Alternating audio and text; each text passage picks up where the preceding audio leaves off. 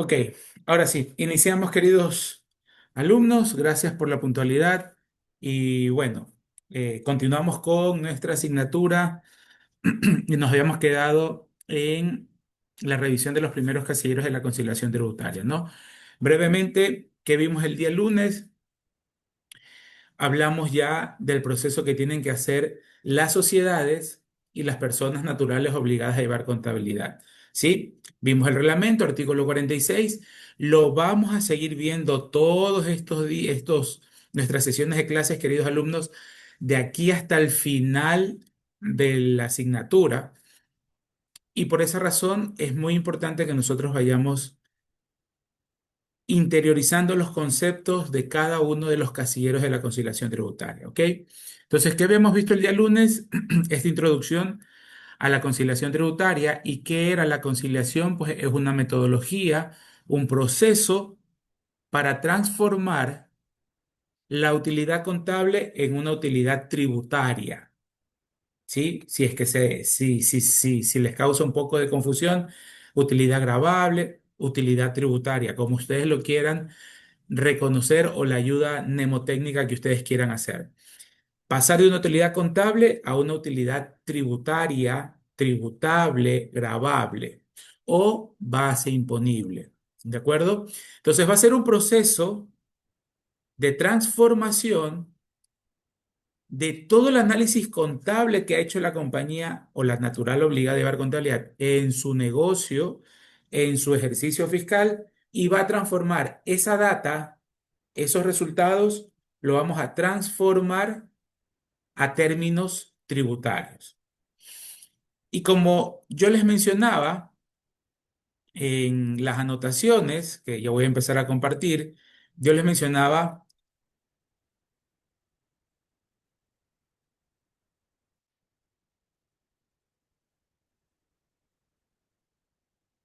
yo les mencionaba y les mostraba el día lunes estos resultados de una declaración de una compañía. Hasta aquí, hasta el casillero 801, que es el dato de la utilidad o pérdida del ejercicio, ¿sí? Utilidad o pérdida del ejercicio. Hasta ahí, queridos alumnos, nosotros no hemos aplicado en nada la parte tributaria. Estos resultados que se van a detallar en el 801 o en el 802 es eminentemente información de la compañía, información de la actividad económica.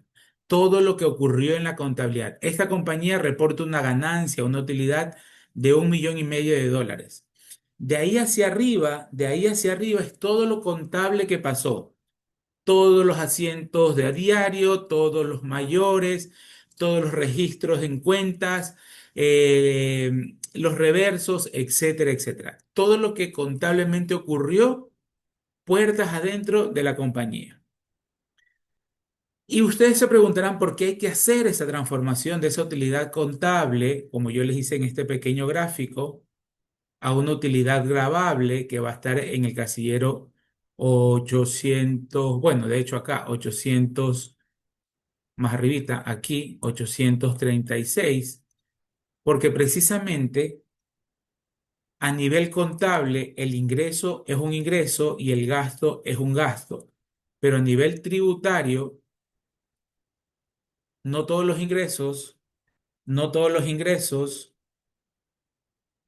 deben pagar impuesto a la renta, y por otro lado, no todos los costos y gastos son deducibles para disminuirme el impuesto a la renta.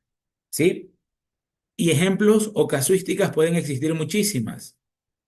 De hecho, hubiera sido bonito yo haber pegado aquí el total de ingresos de esta compañía. Bueno, luego lo vamos a hacer, ¿sí?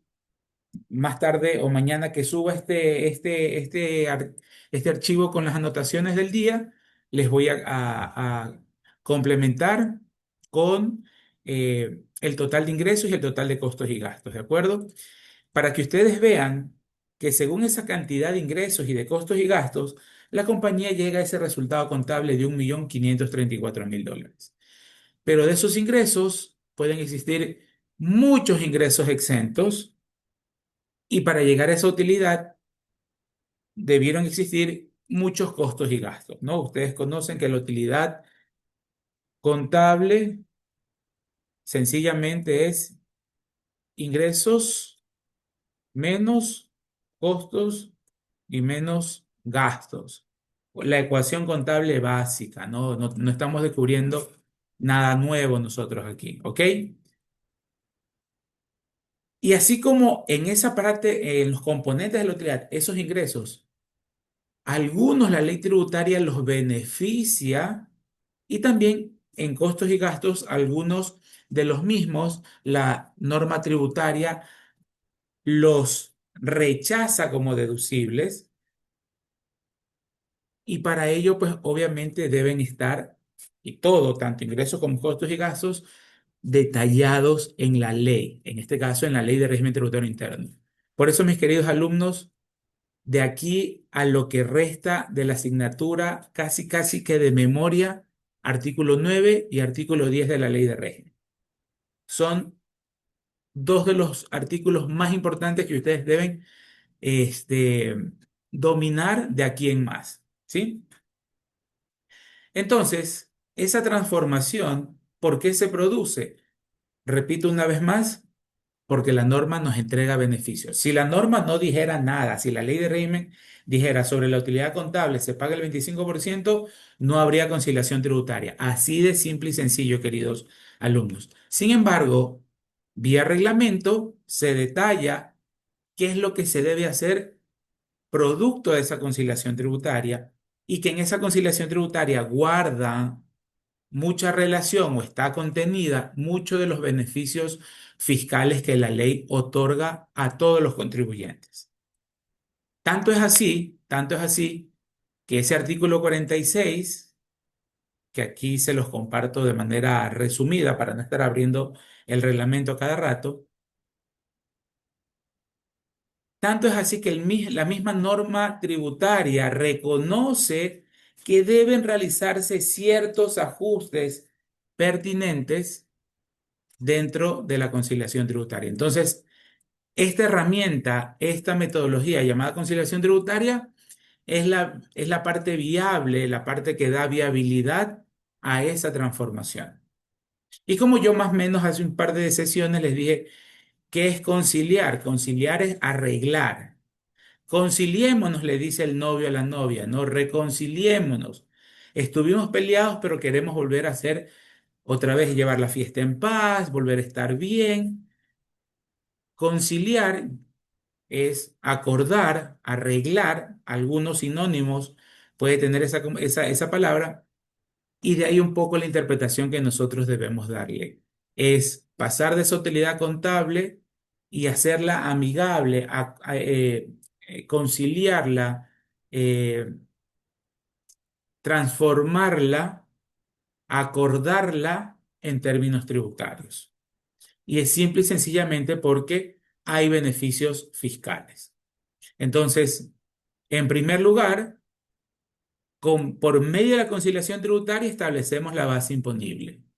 Y sobre esa base imponible aplicamos la tarifa del impuesto a la renta de sociedades y la tarifa de personas naturales obligadas a llevar contabilidad.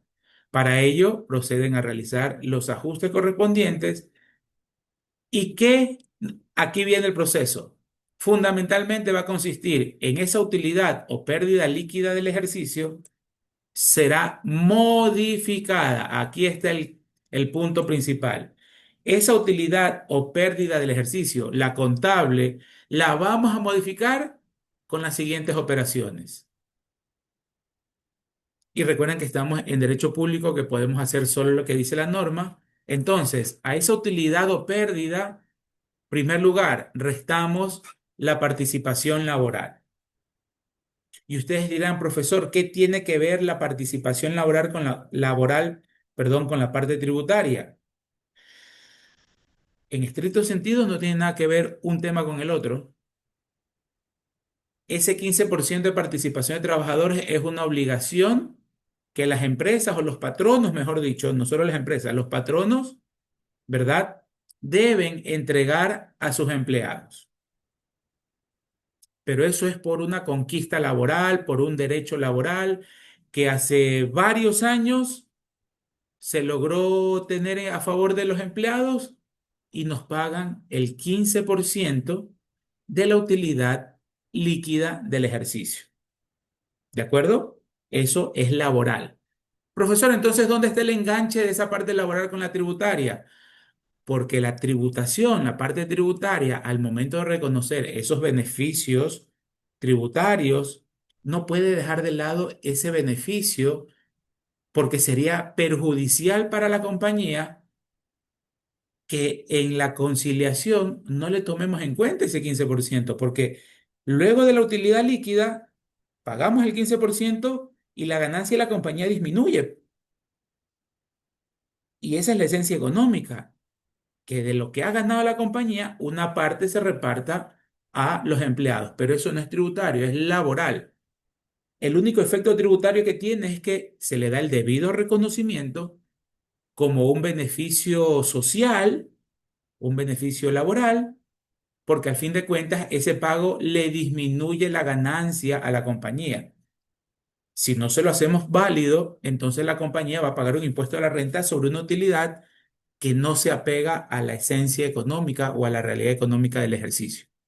¿De acuerdo? Entonces es básicamente un reconocimiento a ese beneficio de orden no tributario. Siguiente resta, le restamos los ingresos exentos o no gravados.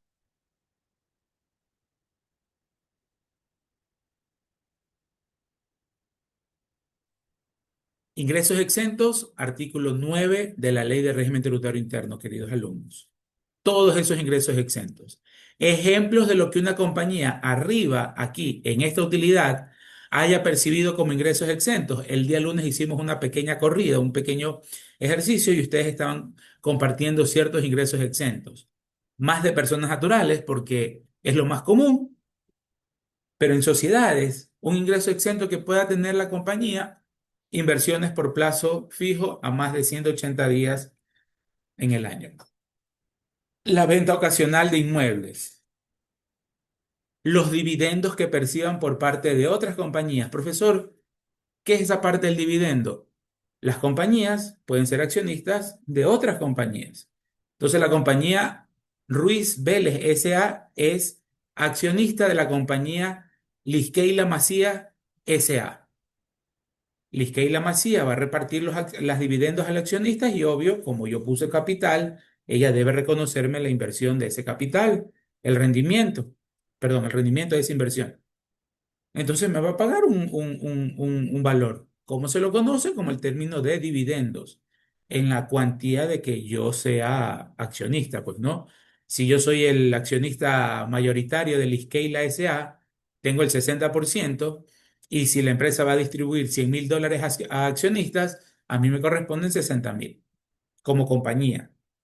Lo conceptualizo, la realidad económica es dividendo, y el artículo 9 dice que los dividendos que reciben las compañías son exentos, pero claro, yo arriba en la contabilidad, para llegar a esta utilidad del ejercicio, yo los consideré.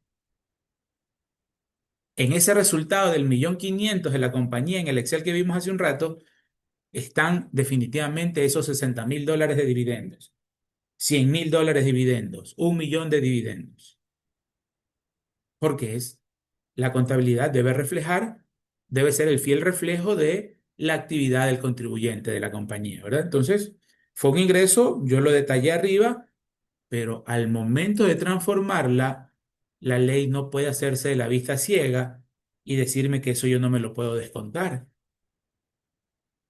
no lo puedo transformar, porque arriba está como ingresos, pero es un ingreso exento y no debo pagar impuesto a la renta, por esa razón lo restamos. Si arriba recordemos para llegar a la utilidad líquida, ingresos menos costos y menos gastos. El ingreso arriba estaba con signo positivo. Por esa razón, para hacer el match, hacer el cuadre, como ustedes lo quieran llamar, para que surta efecto el beneficio, resto el ingreso. Si tengo $100 de ingresos, de los cuales 20 fueron exentos, ¿sobre cuánto yo debo tributar? Sobre 80. Sí, profesor, pero es que los 100 en esta utilidad están metidos. Por supuesto que sí, querido estudiante. Entonces aquí le hacemos la contra para sacar esos $20 y que la compañía de la utilidad contable pase a una utilidad gravable solo con los $80 de ingresos que sí deben pagar impuesto a la renta. ¿Sí? Entonces, por esa razón, lo restamos para que exista el efecto contrario. Arriba, la ecuación contable, ingresos positivos, entonces en conciliación lo resto para que exista el efecto contrario. Profesor, ingresos no grabados. Ingresos no grabados. Déjenme abrir rapidito la ley de régimen para recordar otro, ay caramba, para recordar otro de los artículos importantísimos que también ustedes deben tener en cuenta, pero así como que de memoria en memoria les digo el 9 y el 10 de cajón. Recordemos, queridos alumnos, qué es renta para efectos del impuesto. Ingresos dentro del territorio ecuatoriano a título gratuito u oneroso, es decir, que tenemos que trabajar, pero que provengan del trabajo, del capital, las inversiones monetarias o de ambas fuentes. Ingresos de fuente que consistan en dinero, especies o servicios que provengan del trabajo o del capital. Solo de esas dos fuentes, dice la ley de régimen. Y aparte, también es renta si percibimos ingreso en el exterior. Les pregunto y les pongo un ejemplo, ojo, solo para efectos didácticos. Aquí estamos en un ambiente educativo, nada político, pero el ejemplo cae como anillo al dedo. Yo me imagino que ustedes entre el 2008 2010 estaban muy chiquititos, ¿verdad? Algunos han de haber tenido 2, 3, 4, 5 añitos por ahí. Por esas fechas, no tengo el dato, el año exacto, pero el expresidente Correa hizo una demanda a un banco del Ecuador. ¿Cuál fue la demanda o por qué se produjo la demanda? Porque como tenía deudas, aparecía en el buró crediticio con una mala calificación. Entonces, él expuso una demanda porque eso afectaba a su honra al momento de hacerlo público, esa información. ¿Sí? Esa demanda continuó su ciclo normal y después de un tiempo, el juez que llevaba la causa dijo, con todas las pruebas, las evidencias presentadas, le doy la razón al ciudadano Rafael Correa en contra del banco XYZ. Por lo tanto, ¿cuál era la demanda que estaba planteando el señor Correa como ciudadano ecuatoriano? $600.000. $600.000, el juez dijo, ordeno, te ordeno, porque el juez es autoridad, es la máxima autoridad, te ordeno que tú, Banco XYZ, le pagues esa indemnización por daño moral. ¿Cuál fue el origen de esa renta?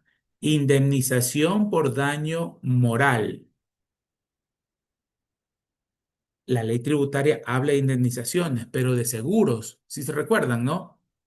Pónganme un dedito arriba si se recuerdan que son ingresos exentos los que percibamos por indemnizaciones de seguros, excepto el lucro cesante, ¿verdad? Manitos arriba, digan sí, un efecto por ahí. Sí recordamos, ¿no?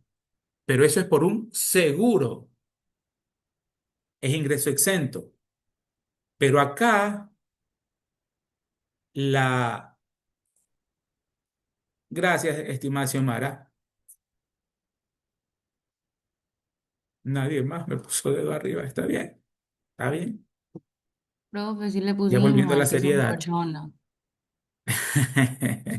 Tranquila, estimada Nayet. Ya volviendo a la seriedad, vamos a ver qué pasó. Se activó el chat. Sí pusimos. Gracias, Sergio, muy amable. Gracias, Nayet, muy gentil. Volviendo a la parte técnica, la ley sí me reconoce como ingreso exento, es decir, si es un ingreso para el impuesto a la renta, pero porque proviene de una actividad económica, no seguro contra incendios, contra robo. ¿Por qué? Porque voy a asegurar mi fuente de ingresos, por así decirlo. Entonces, por eso sí se lo asocia a renta, pero la ley le da el beneficio de decirle, Javier, las indemnizaciones por seguro son exentas, no me pagues impuesto a la renta. Yo, papá Estado, Estado ecuatoriano, me sacrifico y no quiero recaudarte sobre esos ingresos, te los exonero, te doy ese premio, ese beneficio. Pero es muy diferente la conceptualización, el concepto. Indemnización por daño moral. Yo les pregunto, ¿ese concepto está dentro del numeral 1 y 2 del artículo 2? La respuesta es no. Profesor, pero el señor Correa recibió $600.000. Sí, recibe una renta, pero como estamos en un estado de derecho donde se debe realizar lo que digan las leyes, la ley ecuatoriana para el impuesto a la renta básicamente considera dos fuentes para la renta, de trabajo o de capital. Básicamente, aquí en Ecuador o fuera de ella, o fuera del país, perdón, masculino. Pero la indemnización por daño moral no cae dentro del concepto de renta, queridos alumnos, razón por la cual en su momento hubo el escándalo, que claro, que como es el presidente de la República, está defraudando al fisco, no paga el impuesto. Al César lo que es del César, técnicamente, a efectos tributarios, ese ingreso era un ingreso que no se sujetaba, no se sometía, la palabra que ustedes quieran utilizarla, al impuesto a la renta. Profesor, ¿por qué razón? Por el concepto de la renta. Si yo a Liskeila la próxima semana le pido su hoja de vida y el 1 de diciembre me la llevo a trabajar a mi firma, yo le voy a pagar su sueldo y salario. Ella va a estar trabajando. ¿Y cuál es el concepto o el origen de la renta o del ingreso que va a percibir? Ingresos por trabajo en relación de dependencia. Si yo en enero la contrato a Nayer por servicios prestados y le digo, emítame una factura, le voy a pagar, ella va a recibir una renta, un ingreso. ¿Bajo qué concepto? Ingreso por un trabajo por prestación de servicios profesionales. ¿Sí?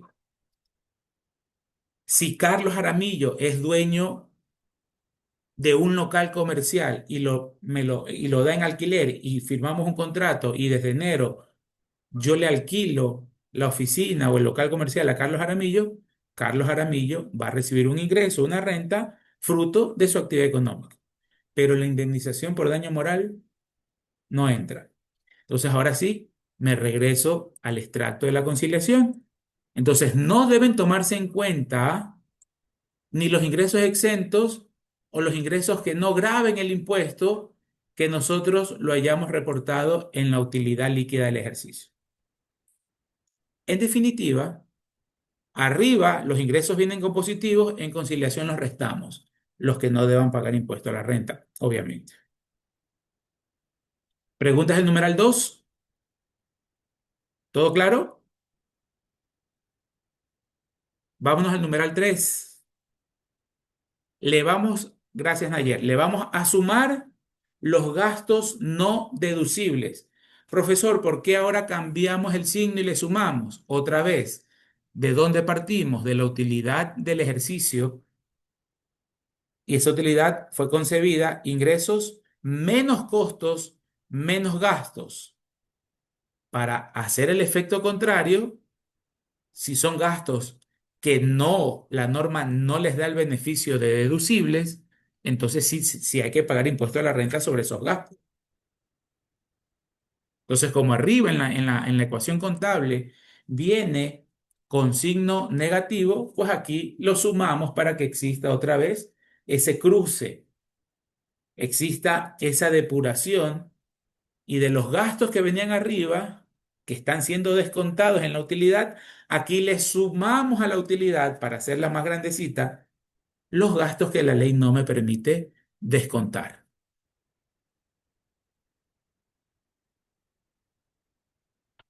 Y miren que el numeral 3 dice gastos no deducibles efectuados en el país como en el exterior. Gastos no deducibles efectuados en el país como en el exterior. Dejo de compartir, me voy al Excel, al formulario 101, a la conciliación tributaria, y ahí es la razón.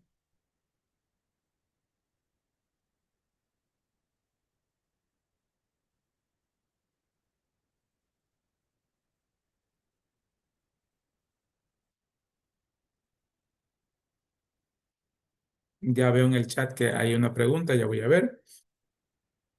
Por esa razón, ya en el formulario están estos dos casilleritos. Gastos no deducibles, tanto locales como en el exterior. Perdón, me salté.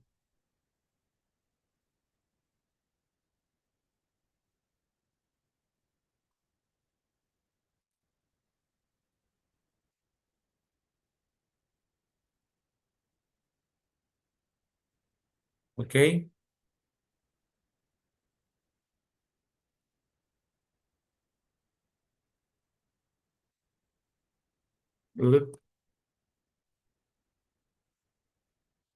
Aquí está, gastos no deducibles del exterior, casillero 807, y gastos no deducibles locales, casillero 806.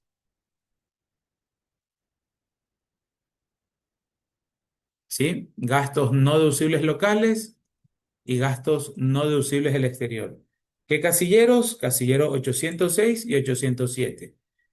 Entonces, realmente, queridos alumnos, este tema de la conciliación, que ya estamos viendo que hay que tener buenas bases conceptuales, es básicamente un copiar y pegar. Es básicamente ir detallando paso a paso lo que yo he tenido y lo que no he tenido, pues no lo utilizo. Profesor, ¿puede darse el caso que una compañía no haya tenido gastos no deducibles? Sí, no tuvo.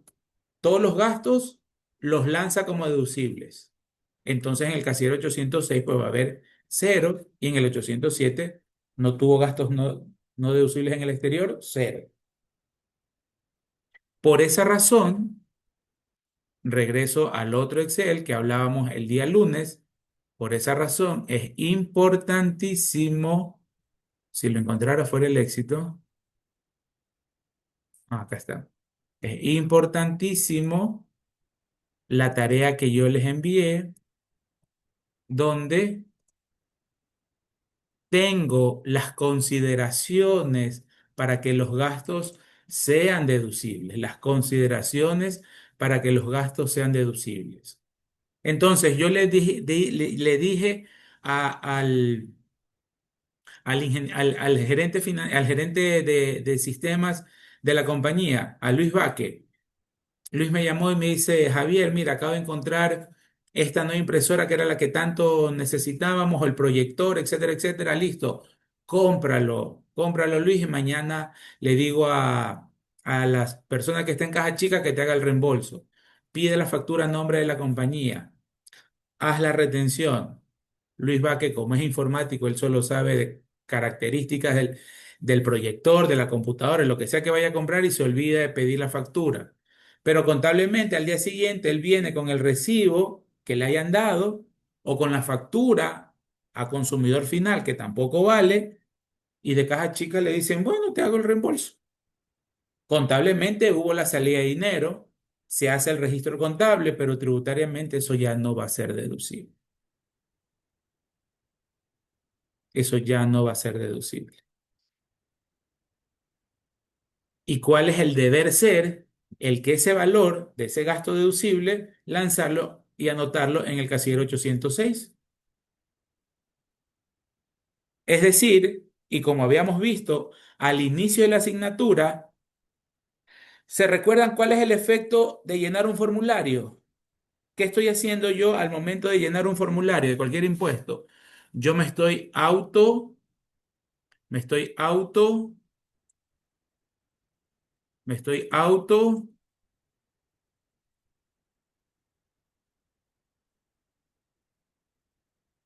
Autodeterminando. Estoy autodeterminando, ¿no? He ahí la importancia de llenar correctamente los formularios. No es un jueguito de ya pon ahí tu número, tu RUC, ponle que vendiste 500 y te gastaste 1500, no importa, y ya sube, ya cumpliste con el Ecuador. No. Las declaraciones son definitivas y vinculantes. Definitivas, ¿por qué? Artículo creo que 100 de la ley, 101 de la ley. ¿Por qué definitivas? Porque en teoría usted está declarando la realidad económica de su negocio. Por eso es definitivo. Más aún si son obligados a llevar contabilidad, las sociedades y las naturales. Esa declaración es el reflejo de la contabilidad. Por eso entonces el SRI cree de buena fe que lo que nosotros estamos subiendo está bien. Parte de ese principio, también que está en la Constitución, ¿no? Nadie es culpable hasta que se le demuestre lo contrario, ¿verdad? Entonces el SRI cree que la declaración está bien hecha y ya, pues, yo tengo 4 años, dice el SRI, para revisar y no puedo revisar a todos, pero a los que vaya a revisar y hay algún error, se lo voy a tener que observar y se convierte en una glosa en un proceso de control. ¿De acuerdo? Es definitiva. ¿Y por qué vinculante? ¿Qué significa vinculante? Que genera un vínculo. ¿Entre quién? Entre el administrado, que es la compañía, que es la señorita Kelly Pilatuña, que es la señorita Stephanie López al momento de hacer su declaración, la vincula con el Estado porque está cumpliendo una obligación tributaria. Y obviamente, si va a haber alguna sanción, si va a haber una glosa, ¿contra quién van los efectos sancionatorios, los efectos financieros y económicos de una glosa? Sobre la señorita Kelly, sobre la señorita Stephanie o sobre la compañía Liskeila S.A. o la compañía Ruiz S.A., porque existe ese vínculo. Entonces, por eso es importantísimo que conozcamos las condiciones para no pagarle de más el impuesto al Estado, porque afecta al flujo, y por otro lado, estamos reflejando la verdad de nuestro negocio. Hago un alto ahí y me voy a la pregunta de Sergio. Sergio dice, profesor, una consulta. En la tarea de gastos deducibles se pueden mencionar varios artículos para una sola condición. Correcto, Sergio. Las que ustedes encuentren, pueden haber más de una en algunos casos. Las que ustedes consideren, aquí lo importante es que ganemos un poquito de experiencia en estar buscando las normas o las bases legales. ¿Sí? Soportado en comprobante de venta válido. Me voy al reglamento de comprobantes de venta. Ahí voy a ver qué artículos o qué artículos habla. En la ley de régimen tributario interno también indica que cuando se transfiere un bien o un servicio debe existir un comprobante. Ah, ok. Que para que el gasto sea deducible, tal artículo dice que debe estar soportado y ahí ya tenemos tres bases legales diferentes que podemos nosotros llenar en la tarea. Y aún así, con todo lo que estamos analizando, la administración tributaria de forma muy benevolente, porque la administración tributaria nos quiere a sus contribuyentes, emite documentos como esta guía de procedimiento que la vamos a compartir con ustedes se las voy a subir. Creo que ya la subí en su momento, pero si no, yo se las subo. Guía para contribuyentes, elaboración y envío de declaración del impuesto a la renta para sociedades. ¿Sí? Cómo debemos subir la declaración, qué responder, qué no responder, qué declaramos en las secciones, cuáles son las secciones, operaciones con partes relacionadas al exterior. Me gustaría hablarles de ese tema cuando veamos el casillero 811, pero bueno, creo que sí vamos a tener tiempito.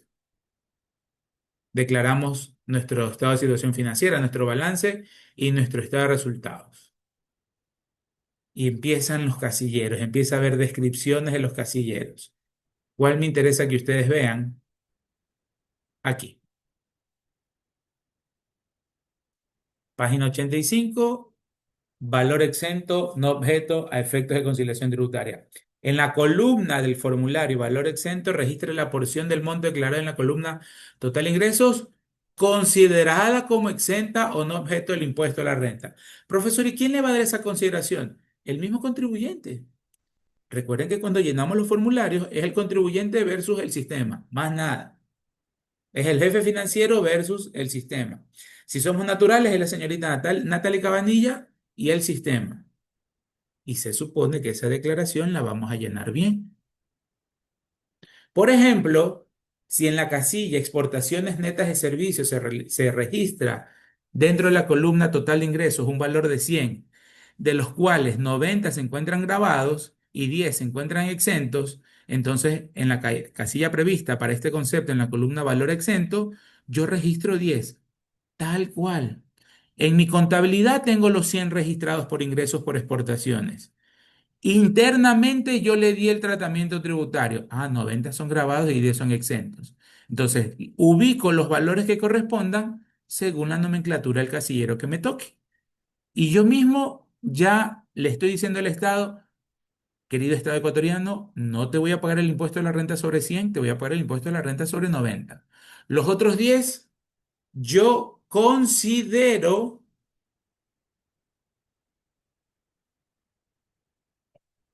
que es una renta exenta. Por eso yo en varias ocasiones les he dicho, y también a mis alumnos queridos de práctica tributaria, el formulario me aguanta todo. Yo en el formulario voy a poner lo que yo quiera. Se supone que lo que yo quiero es la realidad, ¿no? Es el deber ser. Pero si yo aquí, queriendo forzar la ley, violar la ley, los mismos 100 de ingresos, lo pongo como ingresos exentos, el formulario no me va a decir ni pío. Ya le compete entonces al SRI cuando esa declaración mal hecha a propósito o por desconocimiento, que en cualquiera de los dos casos igual es glosa, ya dependerá del SRI revisar en esos 4 años si es que tiene los mecanismos y los recursos, va a revisar esa declaración. Si no consideró como riesgoso, si no tuvo los recursos y esa declaración en los 4 años no fue revisada, el contribuyente va a decir, me salvé. El que hizo las cosas a propósito, pues no, me salvé.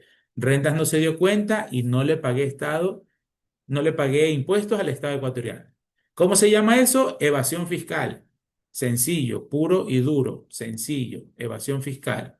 Penado con cárcel. Pero como la administración, la autoridad, no lo ha revisado, yo pasé, como se dice coloquialmente, de agache, la viveza criolla, lo cual no debería efectuarse, no debería realizarse. Porque, mal o bien, esos ingresos se necesitan para el presupuesto general del Estado. Otra vez, no estamos en la política, es académico. Con ese ingreso que percibe el presupuesto general del Estado, se reparte o se asigna dependiendo de las necesidades y dependiendo los rubros detallados en el presupuesto general del Estado, parte de esos rubros va a educación. Y nosotros, queridos alumnos, somos ejemplos vivientes de lo que el Estado hace con la recaudación. La universidad es gratuita, es pública, es gratuita y por ende nosotros no pagamos para educarnos. Sin embargo, la universidad, nuestra querida SPOL, debe cubrir gastos operativos, debe cubrir sueldos y salarios de los maestros, debe cubrir pagos por servicios básicos, etcétera, etcétera. ¿De dónde salen esos ingresos? La mayor parte de lo que el Estado ecuatoriano en el presupuesto anual le entregó a la universidad. Obviamente, por lo general, esos presupuestos no alcanzan por varios temas. Hay inflación, los productos y los servicios son más caros cada día, etcétera, etcétera. Un ejemplo también que lo vivimos nosotros, no tenemos espacio en el Drive para subir los archivos, ¿verdad? Por esa razón, todos mis accesos los estoy subiendo en mi canal de YouTube. ¿No? Bonito, chévere, ¿no? Pero hay que darse las maneras o las vías y buscar las alternativas para no por eso brindar un servicio de educación a la altura, no, que no esté a la altura de lo que ustedes merecen. Entonces, es importante Y ya ahí atamos un poquito al hecho de que estamos declarando con ese espíritu, ese patriotismo que deberíamos tener al momento de pagar los impuestos. Repito, hay muchas cosas negativas en el país, muchísimas, pero no por eso nosotros vamos a dejar de cumplir con nuestras obligaciones, más que nada las tributarias. ¿Sí? También parte de ese valor va para seguridad nacional, policía, Fuerzas Armadas, va para los maestros de los colegios y escuelas públicas, va para servicios de salud pública, que tiene sus problemas, nadie va a decir que no, pero ayuda en algo la recaudación. Entonces, si yo hago esa declaración a sabiendas o no, o porque realmente desconocía y la hice mal, ya depende, repito, de la administración tributaria que lo controle. Y son muy pocas las glosas porque no suele haber tanto error en la clasificación de los ingresos exentos versus los ingresos grabados. No suele haber tanto porque parecerían bastantes, pero no son muchos en comparación a la totalidad de los ingresos que pueden existir. ¿Sí? Y asimismo, como bueno, ahí habla de todos los ingresos, etcétera, etcétera. Asimismo, como hay la parte de la conciliación para los ingresos, está la parte de los valores no deducibles. La columna valor no deducible registre la porción del monto declarado en las columnas costos y gastos y que usted considera como no deducible para el cálculo de impuesto a la renta.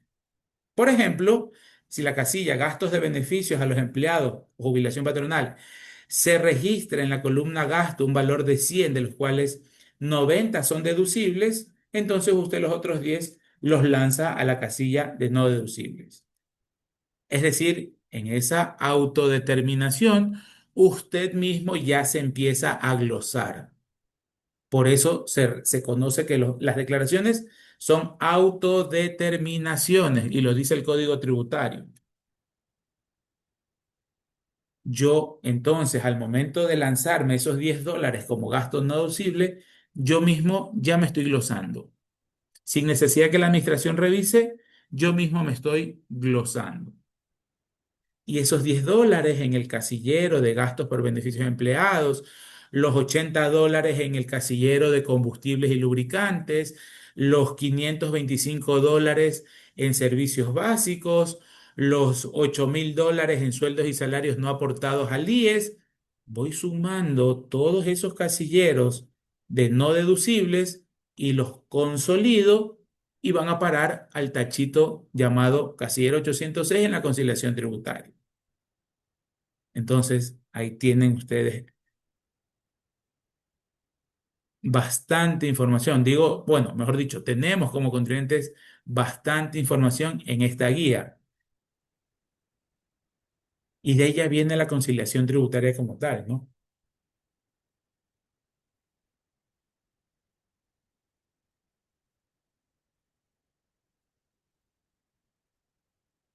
Aquí hablan de los dividendos exentos, ponen una tablita con periodo de vigencia y fin, porque la ley ha venido cambiando hartísimo y esta guía me puede servir para declarar el 2022 como el 2024. Las rentas exentas e ingresos no objeto de impuestos. Y aquí nos detalla de manera bastante didáctica cuáles son esos ingresos exentos con su norma tributaria y desde cuándo tuvo vigencia hasta cuándo feneció esa exoneración. Y aquí puede verse que fueran bastantes ingresos por fideicomisos, ingresos por fondos de inversión, enajenación ocasional de inmuebles, los ingresos obtenidos por fondos de inversión, los rendimientos distribuidos por fideicomisos, y miren que estuvo de tal fecha hasta tal fecha, pues no, ya para la declaración de 2024, 2025, pues obvio no nos va a servir, pero sí es un buen marco referencial para que las personas o los contribuyentes puedan revisar efectivamente cuáles son los ingresos exentos que están, ¿no? Por ejemplo, miren, vigente. Ingresos por indemnizaciones que se perciban por seguros, excepto lucro cesante, lo vimos el día lunes. Ese ingreso que me pagan las compañías aseguradoras son ingresos exentos para el impuesto a la renta. para el impuesto a la renta. Y están vigentes.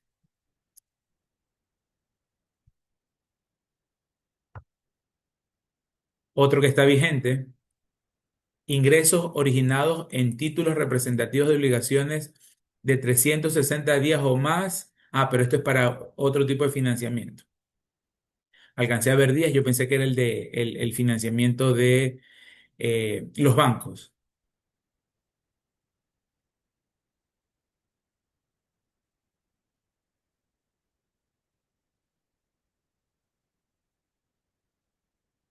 Los del sector turístico tienen una exoneración, los de zonas francas tienen una exoneración,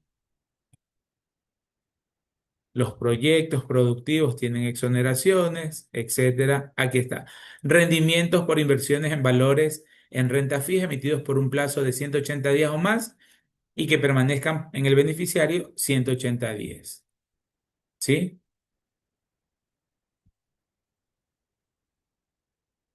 Rendimientos por depósitos a plazo fijo en instituciones financieras en un plazo de 180 días o más y que permanezcan por lo menos 180 días en manos del beneficiario.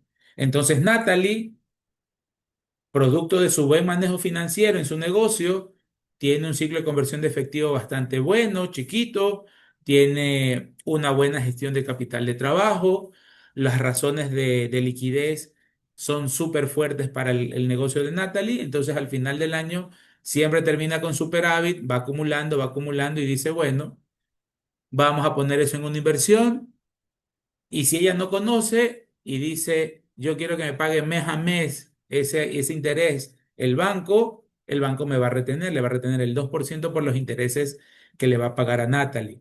Pero si Natalie sabe, aplica la planificación tributaria, que entre paréntesis no es mala palabra, planificación tributaria no es sinónimo de elusión fiscal, entonces un asesor, un contador, o si ella misma es una persona curiosa que sabe obviamente de su negocio, pero algo escucha la parte tributaria y dice, no, la voy a dejar 6 meses esa platita dentro del banco en una póliza de acumulación a plazo fijo para yo no pagar el impuesto de la renta al Estado.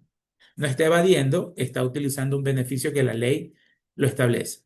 Entonces, esos ingresos exentos para el negocio de Natalie.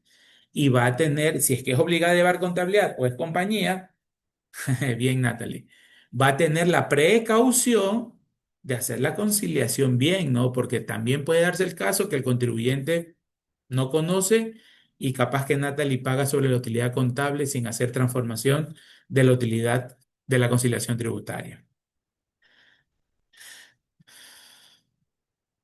Más gastos no deducibles, lo que estábamos viendo en el extracto. Valor de los gastos efectuados en el país durante el periodo declarado y que de conformidad con la norma tributaria vigente no son deducibles. ¿Cuál es la base imponible para los deducibles? Artículo 10. Y añádale en ese artículo 10 esas 6 consideraciones que son a manera de resumen que estaban en el Excel. Si no cumplo con esas consideraciones, el gasto es no deducible. Pero profesor Javier, yo sí le pagué al abogado, el abogado me dio factura, me cobró $5,000 por ayudarme en ese juicio. Lo único que hice fue pagarle en efectivo y no utilicé el banco. Pero mire, sí hubo un caso, una demanda, esa demanda se ventiló en el Tribunal 4 de la provincia de Guayas, están las pruebas, allá firmamos. Vaya y pregúntele ahí al juez y que le dé el expediente para que Rentas me acepte el gasto. Rentas va a decir, lo sentimos mucho. La ley le obliga a usted a bancarizar. Creo que está por el 99, 100 de la ley de régimen. O el 102 por ahí. Tiene que bancarizar por pagos mayor a $500. Y como la ley es la ley, y cuando la ley, les dije la semana pasada, cuando la ley se publica en el registro oficial, el Estado ecuatoriano da por entendido que todos los ciudadanos mayores de edad del Ecuador, excluyo a los de menores de edad porque ellos no tienen ninguna obligación, el Estado ecuatoriano considera que ya todos la sabemos, que ya todos conocemos los cambios en la ley. Y no necesariamente es así. más gastos no deducibles en el exterior, gastos efectuados en el exterior por personas no residentes y residen en el exterior durante el periodo declarado y que no constituyen gastos deducibles. Condición para que el gasto pagado al exterior sea deducible. Retengan, por favor, retengan. ¿Cuál es la tarifa de retención? Ya habíamos visto, 25% si nuestro proveedor del exterior está domiciliado en países que no son paraísos fiscales. Pero si está domiciliado en un paraíso fiscal, 37%. Pero hay que retener. Viene mi queridísimo alumno Justin Rodríguez y Justin dice, sí, profesor, mire, el pago era $50,000 que pagamos a una agencia de publicidad en Nueva York porque nos hizo tremenda campaña publicitaria. Sí la vio en redes, eso sí, sí, todo chévere. Hubo esencia económica, hubo contratos, hubo el pago, lo bancaricé porque le hice transferencia. Pero, profesor Javier, el dueño de la compañía de allá, de la agencia de publicidad de Nueva York, me dijo, You have to pay me $15,000. Si es menos, yo no te acepto nada. Me tienes que pagar esos $50,000. Y si es menos, no hay contrato, no hay trato, no hay servicio. Que es normalmente que reaccionen así los extranjeros. Pero uno de buenas maneras, tratando de persuadirlo, mira, te estoy pagando, la ley dice esto, yo debo descontarte el 25% de esos 50,000, $12,500. Obviamente el de afuera le va a decir, oye, yo no te voy a trabajar por 37,500, ¿ah? Asumamos que no sea de Nueva York, que sea de República Dominicana. Y a nuestro querido Justin le va a decir, oye, chico, mira, tú a mí me pagas los 50,000 pesos o nada. Yo no te trabajo por 37,500, ni loco. Es normal que se reaccione de esa forma, pero la norma es la norma. Y ahora, profesor, ¿qué hacemos si no hay forma de convencerlo al del extranjero? Los 50,000 van a ser gastos no deducibles porque usted no le pagó o no le retuvo al del extranjero y esa retención no se la pagó al mes siguiente en el formulario 103 al Estado ecuatoriano. Entonces van a ser $50,000 que van a ir a parar en el 807, ya no en el 806. Lo único que cambia es porque este pago fue al exterior y usted va a pagar va a registrar esos $50,000 como gasto no deducible. ¿Cuál va a ser el efecto? Que la base imponible o la utilidad tributaria o la utilidad gravable va a subir en 50,000 y usted le va a pagar sobre ese monto el 25%. Otra vez, ¿cuánto es el 25% de 50,000? 12,500.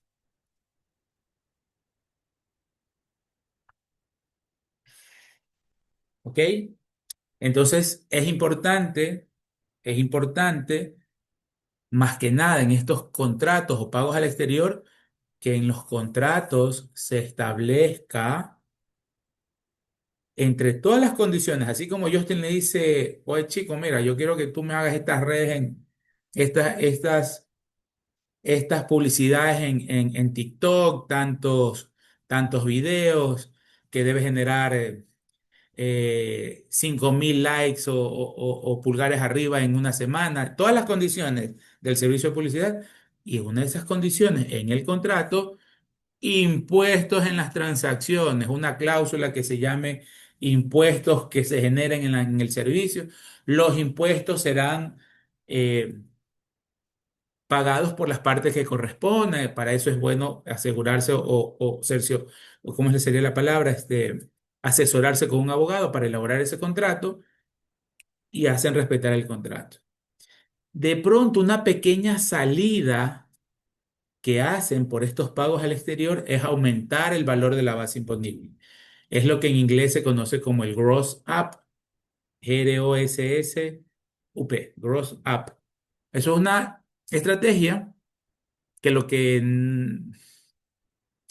básicamente lo que es una regla de tres y se sube el valor de 50 eh, haciendo una regla de tres. 50,000 es el 75%, ¿cuánto es el 100%? Se hace la regla de 3 y asumamos, va a salir 62.500. Ok, entonces el contrato debe salir por 62.000 menos el 25% de retención a transferir $50.000. Algo se puede hacer de esa manera. Claro, el flujo financiero para el ecuatoriano va a ser exactamente lo mismo, ¿no? Le pagué 50.000 íntegros y aparte al Estado le voy a pagar 12.500. Da exactamente lo mismo una alternativa a la otra.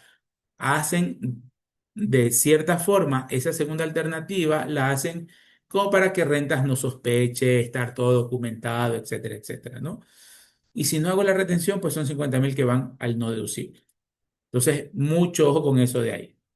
¿Ok? Entonces, regresemos al extracto de la conciliación tributaria. Sumamos los gastos deducibles en el país y en el exterior. Punto 4. Vamos a sumar un ajuste, o vamos, mejor dicho, a calcular un ajuste, dos ajustes que tienen que ver con los ingresos exentos. Aquí sí los quiero bien despiertitos.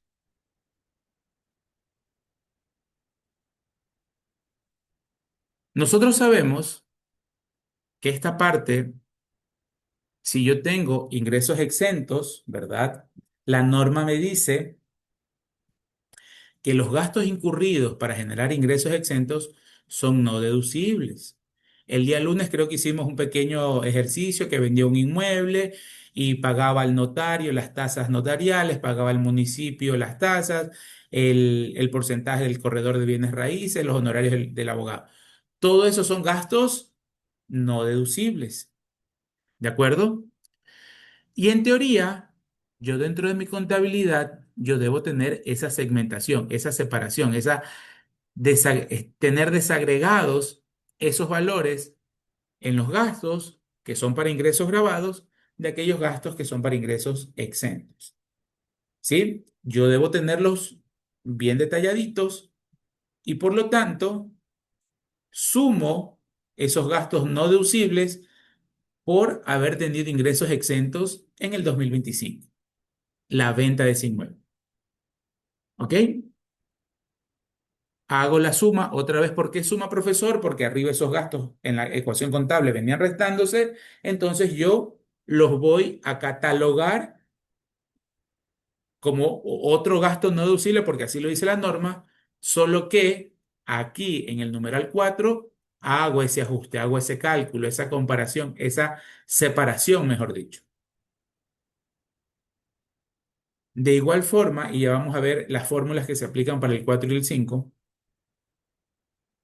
Dice, vamos a sumar también el porcentaje de participación laboral en las utilidades de las empresas, pero que sean atribuibles a ingresos exentos. Sumamos también el porcentaje de participación laboral en las utilidades de las compañías, pero que esa participación está dentro de los ingresos exentos de la compañía. Me voy un ratito arriba. Otra vez, ¿de dónde arrancamos? Utilidad. Esa utilidad que viene reportándose contablemente, tuvimos ingresos de 1.200.000, 1.000.000 por la actividad económica y 200.000 por la venta del inmueble. El inmueble es ingreso exento, pero incurrimos en gastos, ¿verdad? Entonces ahí estamos, esos 200.000, o mejor dicho, los gastos para haber generado esos $200.000 de ingresos, los estamos separando aquí. Pero a la vez, de esos $200.000 de la venta del inmueble, yo también les pagué pues utilidades a los trabajadores sobre esos 200.000. Entonces, la norma, tratando de ser lo más consistente posible, dice, ok, vamos a hacer también un pequeño ajuste y te vas a sumar, porque arriba esos gastos están disminuyendo, te vas a sumar el porcentaje de participación laboral en las utilidades atribuibles a esos ingresos exentos. Entonces hay que hacer un pequeño cálculo, ¿sí? Hay que hacer un pequeño cálculo. Y si mal no recuerdo, solo déjenme, sí, no va a estar aquí al fondo. No, ok. Aquí sí entonces necesito abrir el reglamento porque en el siguiente artículo, que en este caso es el 47, nos dice cómo es ese procedimiento.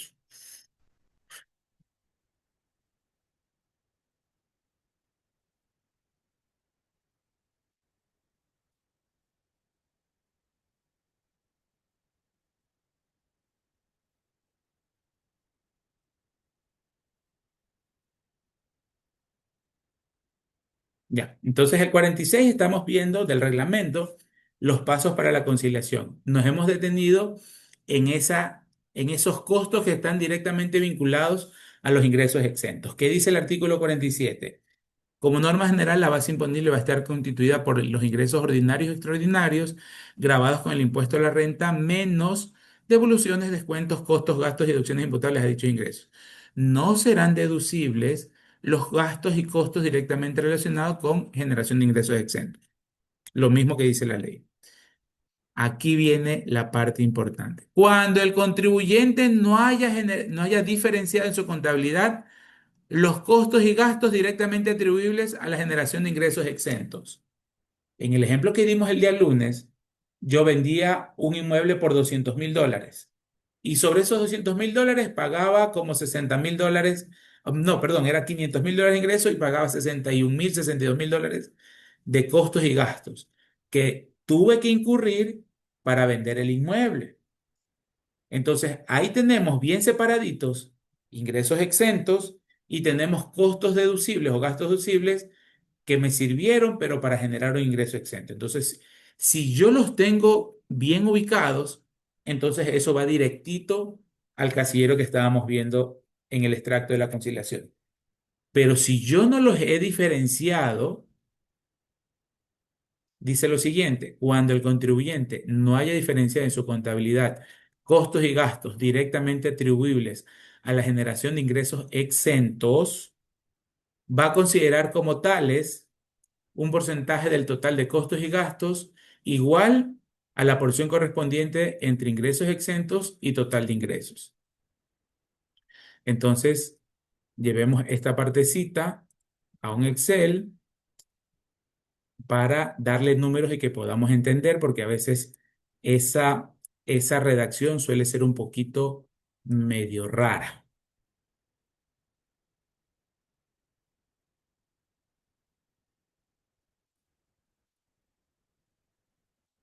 Entonces, voy a compartir el Excel de nuestras anotaciones del día de hoy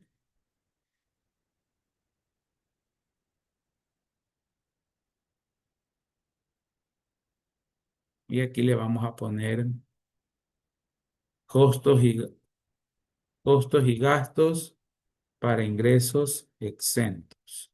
¿Ok? Entonces, ¿qué dice el apartado que nos interesa?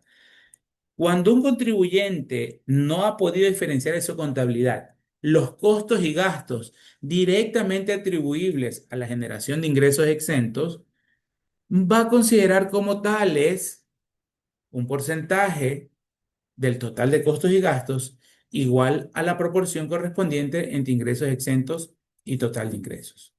Entonces vamos haciendo una especie como de fórmula, vamos separando todos estos componentes de este pequeño cálculo. Entonces aquí vamos a poner total de ingresos. Vamos a poner aquí ingresos exentos. ¿Sí? Y acá costos y gastos. Entonces, profesor, un ejemplo de cuando el contribuyente no puede diferenciar eh, los gastos que estén directamente vinculados con ingresos exentos. Vámonos a gastos de publicidad. La compañía arma un, una campaña publicitaria, ¿verdad?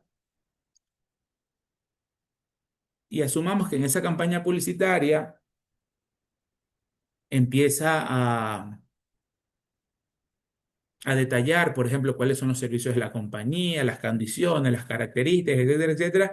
Y al final aprovechan en esa misma campaña publicitaria y dice, y tenemos también a la venta este inmueble de tantos metros cuadrados, etcétera, etcétera, y interesados por interno. Entonces hicimos un gasto general de publicidad para generar ingresos grabados a la compañía porque estaba promocionando sus cosas, sus productos, etcétera. Y en esa misma campaña al final un mensajito ahí diciéndole, y por cierto, estamos vendiendo también esta.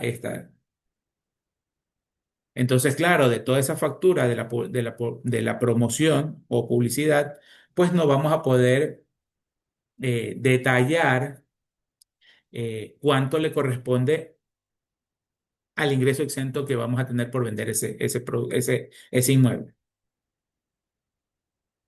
Entonces, si tenemos ese escenario donde que yo realmente en lo que se ha revisado, de las compañías que había revisado, casi todas tenían bien detalladita su contabilidad.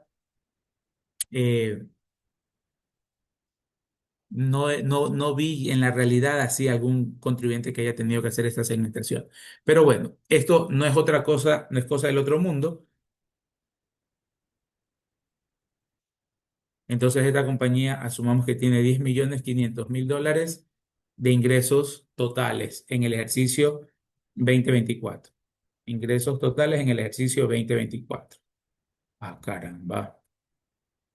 Para, pa. Ejercicio fiscal 2024. Y percibimos 200.000 dólares por haber vendido ese inmueble. Entonces la norma dice, ok, para ser objetivos y no caer en una subjetividad, ¿sabes qué? Entonces cógele el 10% de esa factura y asígnale como gasto no deducible porque fue un gasto para generar un ingreso exento. No, la norma lo que dice es, calcúlame esa proporción, ¿no? Calcúlame esa proporción y esa proporción la vas a replicar a nivel de costos y gastos. ¿Sí? Entonces esa proporción sería esto, dividido para esto,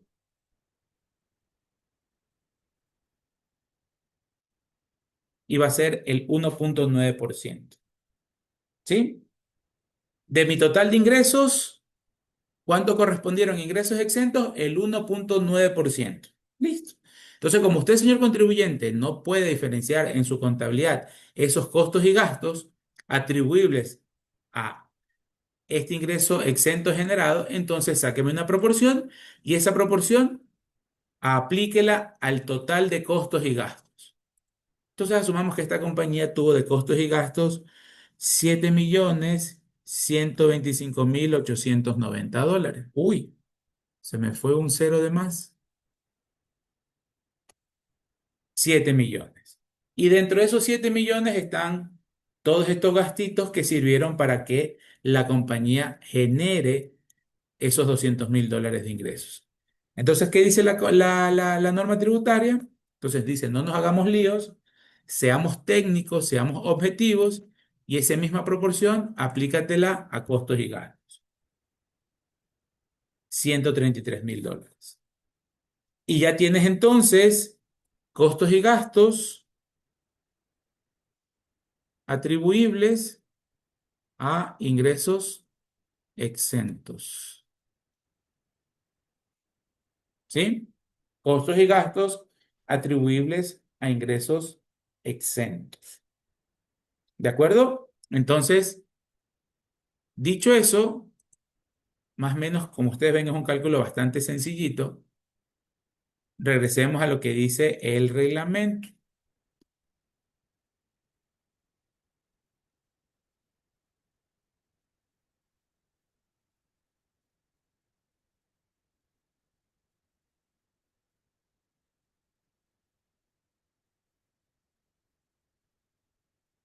¿Ok? Entonces dice,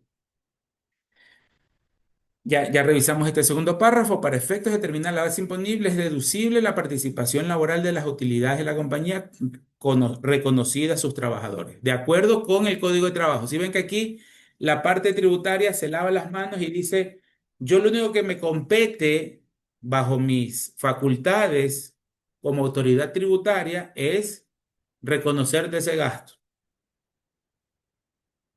Todo eso corresponde al Código de Trabajo. ¿Quién es la autoridad a nivel laboral, queridos alumnos? ¿Quién es la autoridad a nivel laboral? el Ministerio de Trabajo, ¿no? El Ministerio de Relaciones Laborales. Ellos se encargan de la norma laboral, ellos han reconocido eso, entonces yo como tributario te reconozco que te rebajes ese 15%. Te reconozco que te rebajes ese 15%. Aquí hago un paréntesis. Muchas personas, más que nada ex empleados de grandes compañías que fueron en su momento, eh, no es la palabra destituidos, fueron desvinculados de la relación laboral con esas compañías y según ellos no les liquidaron bien las horas extras, de hecho salieron porque ellos reclamaban sus derechos laborales, etcétera, etcétera. A veces suelen ir este grupo de trabajadores al SRI a hacer un pequeño plantón, una muestra de protesta pacífica para decirle, ¿sabe qué? A más de todas las cosas tránsfugas que hizo la compañía, de que llevaba doble contabilidad, se aumentaban los gastos, no declaraba todos los ingresos, etc. Aparte, a nosotros no nos pagaba la utilidad. Vaya, exíjale a la compañía que nos pague esas utilidades. El SRI entiende la posición, obviamente todos somos seres humanos, y en estricto sentido, si hubo una mal análisis a nivel de los derechos laborales, no tiene lamentablemente competencia el SRI para exigirle ese pago adecuado de las utilidades. Eso es Código de Trabajo, Ministerio de Relaciones Laborales. ¿Sí? Y aparte, también en la base imponible serán considerados estos ajustes por precios de transferencia. ¿Sí? Por precios de transferencia. En 30 segundos les voy a explicar, vamos a hacer una pequeña introducción de lo que son precios de transferencia. ¿Alguno de ustedes ha vendido alguna vez un carro o sus papitos han vendido alguna vez un carro propio o un familiar o un amigo? Vamos a hacer el ejemplo con el carro. Ya, perfecto, Nayer. Usted tiene esa experiencia. Asumamos que su papito vendió un carro y lo vendió a inicios del 2025. ¿Qué tipo de carro? Asumamos que el papito de Nayer tenía un Toyota Fortuner del año 2018, ya tenía 7 años, pongámosles un nivel de recorrido de 100.000 por año, 700.000 kilómetros de recorrido, buenas condiciones, aire acondicionado, llantas nuevas, matriculado, eh, los mantenimientos todos en la casa de la Toyota. Y yo siempre digo que no me gusta dar nombres de las marcas, pero ya ahorita ya lancé y dije el nombre. Ok, ya es la edad, disculparán. Entonces, el papito de Nayer dice, voy a pedir $22.000 ese carro. ¿Con base en qué el señor Bajaña dice que cuesta 22.000? Por las características del producto, ¿verdad? Años de construcción, años de uso, kilometraje, mantenimiento y todos los accesorios adicionales del vehículo. Y él dice 22.000. Puede ser que el mercado diga, uy, carísimo. El mercado también puede decir, uy, está chévere, está bonito. Entonces asumamos que al señor Bajaña le llegan dos potenciales clientes. Javier Ruiz, un desconocido para el señor Bajaña, y le ve el letrero atrás de se vende, el número de celular, yo lo llamo. Señor, ¿usted está vendiendo? Sí, ya. ¿Cuánto está pidiendo? $22.000. Ok, lo puedo ir a revisar, nos quedamos en encontrar en algún lado, lo chequeo, ok, perfecto. Y por otro lado, el otro cliente, el otro potencial cliente es un primo del señor Bajaña y que en este fin de semana o en un fin de semana se toparon en una reunión social de la familia y ve que, oye, primo, que está vendiendo el carro, sí, ¿cuánto estás pidiendo? 22.000, primo. El precio es el mismo para un desconocido, un independiente, y el precio es el mismo para una parte relacionada, el primo del señor Bajaña. Si el señor Bajaña no cede un centavo ni para el independiente ni para el relacionado, no hay riesgo de precios de transferencia. Es decir, el señor Bajaña estuvo dispuesto a vender el carro a cualquier persona a precio de mercado. Sin embargo, ¿qué es lo que suele ocurrir en nuestra sociedad latinoamericana? ¿No? Oye, primo, pero chuta, loco, en una rebajita, ¿no tienes por ahí? Chuta, primo, no, lo que pasa es que se necesita el billete y todo lo demás. Mira, primo, te hago una contraoferta. Ahorita tengo en el banco 18.500 dólares y te lo doy ahí, billetito sobre billetito. El señor Bajaña va a empezar a analizar la situación y va a depender las necesidades que él tenga, ¿no? Si él dice, no, primo, en 22 nada menos, está consciente del precio, sigue sin existir riesgo de precio de transferencia. Cuando el papito, el señor Bajaña, le diga al primo, ya sabes qué, primo, ya, te lo vendo en 18.500, dame la transferencia, hacemos los papeles y mañana te entrego el carro. Si yo como independiente le hubiera hecho la misma propuesta al señor Bajaña, don Bajaña, yo ahorita en el banco tengo 18.500. Acordamos, no, no, señor Ruiz, no, no, 22.000 o nada. Pero al primo sí se lo vendió en un valor menor, ahí hubo un riesgo de precios de transferencia. Como siempre, la familia no quiere pagar, correcto. Perfecto. Un poco a manera de introducción, el riesgo de precio de transferencia. Y ya voy con su pregunta, Natalie. Si eso lo trasladamos, si eso lo trasladamos al mundo empresarial, ya al mundo real, donde las multinacionales se llevan más del 70% del comercio internacional, y creo que me estoy quedando corto, las administraciones tributarias ven en esas transacciones un riesgo del tamaño de la luna. ¿Por qué razón? Y ahí explico su pregunta a Natalie. Natalie pregunta en el chat, profe, siempre he tenido la duda de cuál es el impacto de una empresa le venda más barato a su compañía asociada. ¿Puede ser por un impacto social o qué otra manera se puede analizar? Gran pregunta, Natalie. A ver, tarifa impuesto a la renta en el Ecuador, 25% para sociedades. ¿Sobre qué monto va a pagar la sociedad? Sobre la base imponible, ¿no? Sobre la base imponible. Utilidad contable, conciliación, base imponible y sobre eso pagamos el 25. Si somos un grupo multinacional y nuestra sede está en Alemania, ¿sí? Yo puedo, con el afán de disminuir la carga fiscal en el grupo, puedo decirles lo siguiente. Creo una compañía que va a ser la tenedora de todos los activos intangibles del grupo y la voy a crear en Islas Vírgenes Británicas. ¿Puede hacer eso la compañía? Sí, es libre. Va, viajan sus directivos de Alemania a Islas Vírgenes Británicas, constituyen la compañía, realizan sus estados financieros y le traspasan todos los intangibles del grupo a esa compañía. ¿Qué va a hacer esa compañía? ¿Cuál va a ser su actividad económica ahí en Islas Vírgenes Británicas?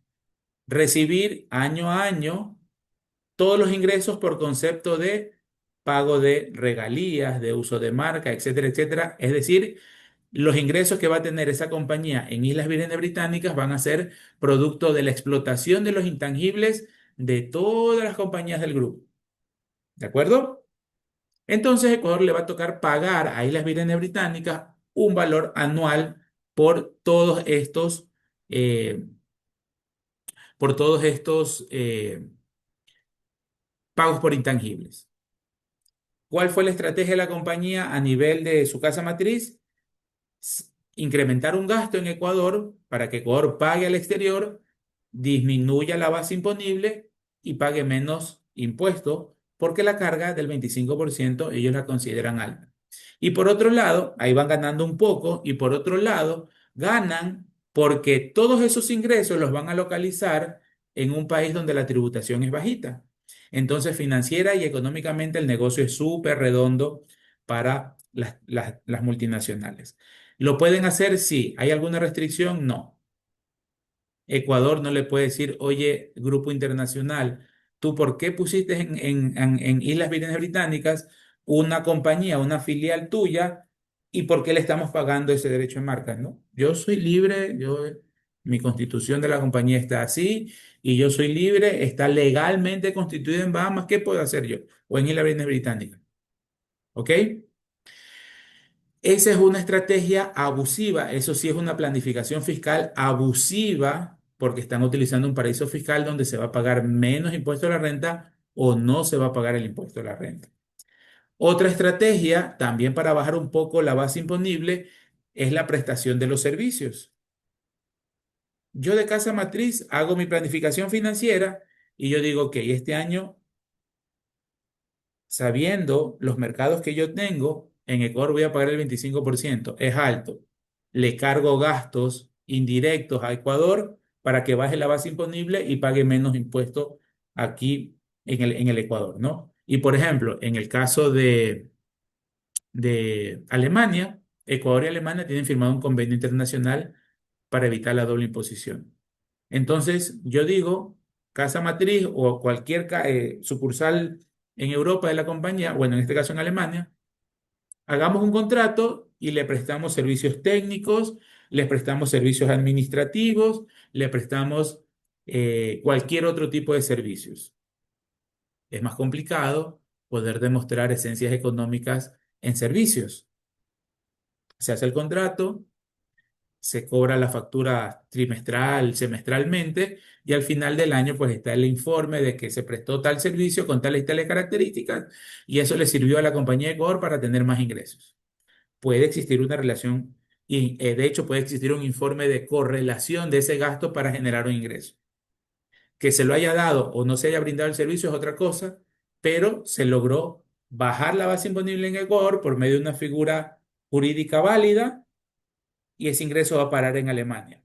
En Alemania puede ser que así como aquí en el Ecuador están las zonas francas tienen una exoneración por 15 años de no pagar el impuesto por 10 años, perdón, de no pagar el impuesto a la renta, y a partir del año 11 la tarifa baja en 15 puntos porcentuales.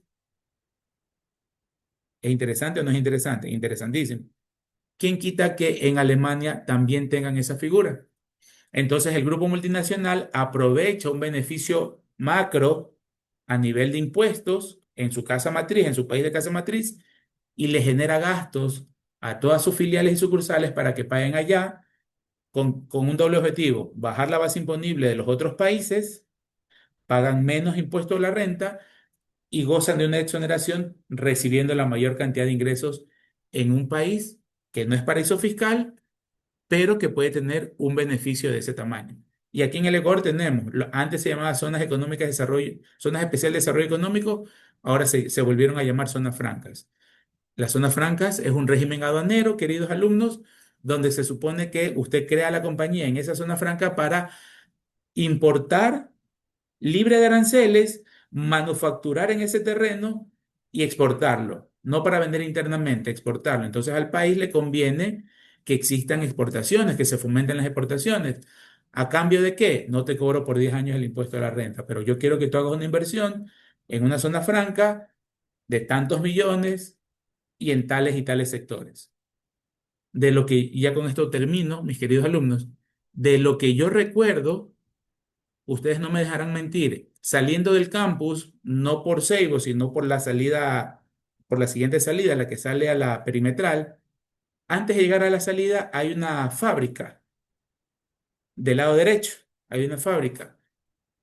Nunca investigué, pero en su momento cuando yo estuve en el SRI dijeron que esa fábrica, esa parte del campus es una zona franca, es una sede. Se constituyó ese terreno como una sede dentro de un recinto universitario, no hay ningún problema. Y las compañías que se ubiquen ahí gozan de estas exoneraciones. Ustedes que están más en contacto ahí en el campus, averigüen. Y de lo que yo me enteré, esa compañía hace balanceado, pero de moscas. Las mosquitas, los insectos, los cultivan, los procesan y eso va, lo generan con alta carga proteica para balanceado de animalitos.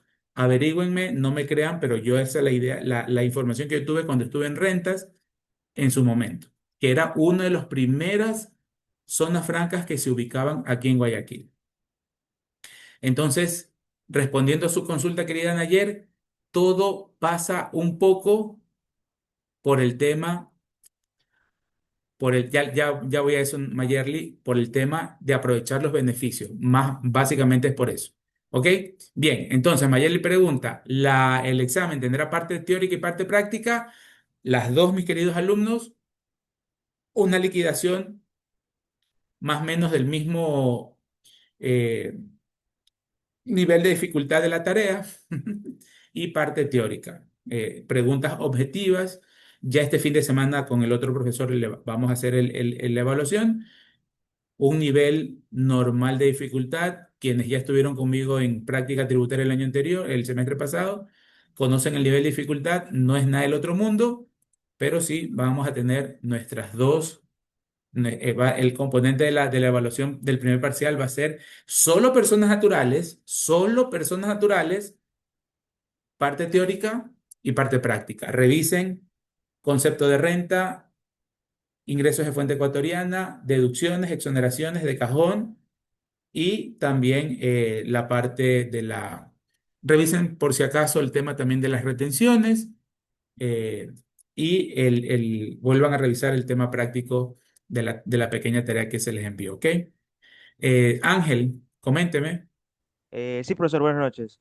No sé si, bueno, no sé, pero a la semana pasada, si no mal recuerdo, llegó un comunicado al correo del Ujú, vicerrectorado ujú. diciendo que se iban como que a postergar las fechas de evaluaciones una semana más por el hecho de la consulta popular. Ok, querido Ángel, sí. De hecho, justo hoy en la mañana los profesores de la facultad estábamos revisando ese tema Mm. y lo que entendimos la mayoría es que el lunes 17, el examen que se iba a tomar el lunes 17 pasa para el lunes 24, precisamente porque es un día después de las elecciones, hay estudiantes que viajan, profesores que viajan, entonces los exámenes que estaban previstos para el lunes 17 pasan al lunes 24. Es la única reforma, Ah, ok, ok. ¿sí? Es la única Ok, reforma. ok. Nuestra evaluación está para el jueves 20, ¿verdad? De 2 de la tarde a 4 de la tarde. Igual sí, perfecto, Sergio, gracias. Sergio coincide. Se aplazan solo los del día lunes. Igual, Ok, ok, ok. sí, gracias, y contestar su preguntita, querido Ángel. Entonces, Listo, muchas igual, por gracias. si acaso, cualquier cosa estén presentes pendientes, perdón, de correo. Si hay alguna disposición, yo se las voy a comunicar por correo y estén pendientes. Pero hasta ahora, nuestro examen será jueves 20 de 2 de la tarde a 4 de la tarde. Nayer, levantó la mano. Profe, sí, buenas noches. Es que tenía una duda. ¿Sería capaz de, o sea, pues sería posible, ¿no? Que tengamos en sí como era la resolución de la tarea? Porque, digamos, en Ok, caso de que nos hayamos equivocado en algo, como para revisar. buen ¿Cómo? punto. Ya, buen punto. Les voy a subir en el fin de semana, les subo un video con la retroalimentación de la tarea para que ustedes vean cómo se debía proceder. ¿Ok? Gracias por ese dato, Nayer, y ya lo voy a anotar para no olvidar. Listo, mis queridos alumnos. ¿Alguna pregunta adicional, por favor?